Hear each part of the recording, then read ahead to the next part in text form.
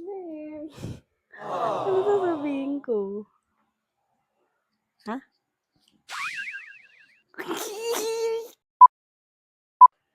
Hi! Hello there. Hi Hi, guys! guys. This is Ila. I'm Russell. So, yan. Ayun. The reason we created this video kasi lately, nahihilig kami mag-travel. And ayaw naman naming i-gatekeep yung mga experience namin and napupuntahan namin. Yun, kaya namin ginagawa tong video na to para mag-share na rin ng mga tips and more on experience kung ano yung mga kaganapan namin while traveling. Kasi lately, nahihilig kami mag-travel. So, Para meron na rin silang meron na rin guide. kayong references.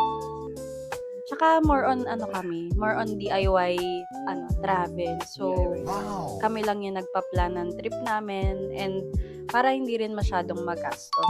So, baka pwede nyo din siya maging reference kapag pinanood nyo yung mga videos na i-upload namin. Tama. So, last 2023, first travel namin, which is international.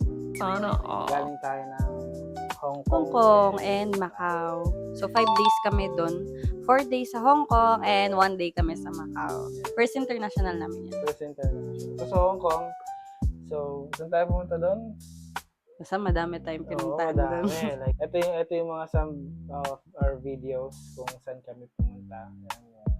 Avenue of Stars, Sky Terrace, Ang dami. Tram.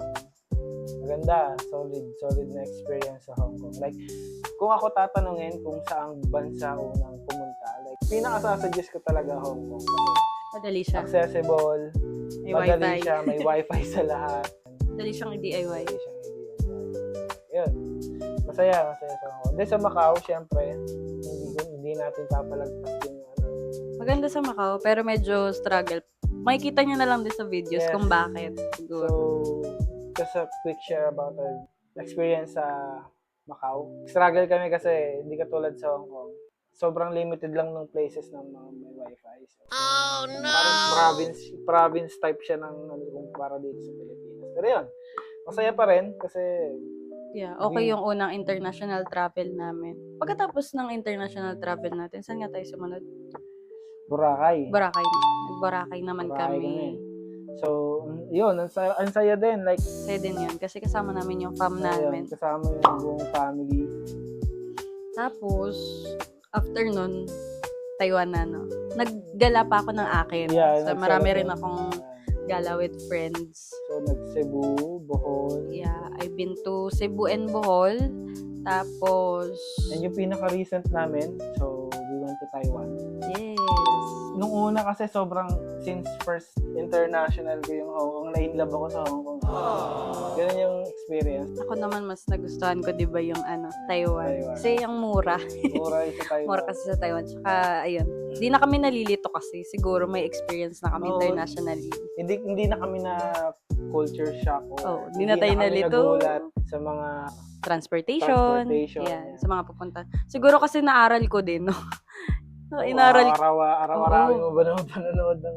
Grabe. Inaral ko talaga yun, guys. So, yun lang naman ang key para maging smooth ang travel nyo. Kailangan nyo lang mag-research, ganyan, manood ng mga travel vlogs, sa mga social medias, para may reference na rin kayo. And ayun yung gagawin namin. Yes, we are ready to share some of our experience and tips kung paano mag-DIY sa ibang Bansa. Ayun lang. So yan, dito na nagtatapos ang aming relasyon. Hello. Aray ko!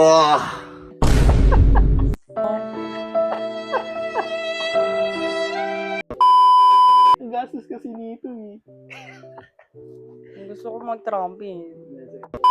Yun na nga guys, thank you so much for watching this short video and stay tuned sa mga i-upload pa namin videos dito sa YouTube channel. Yes. Madami pa kaming mga upcoming videos.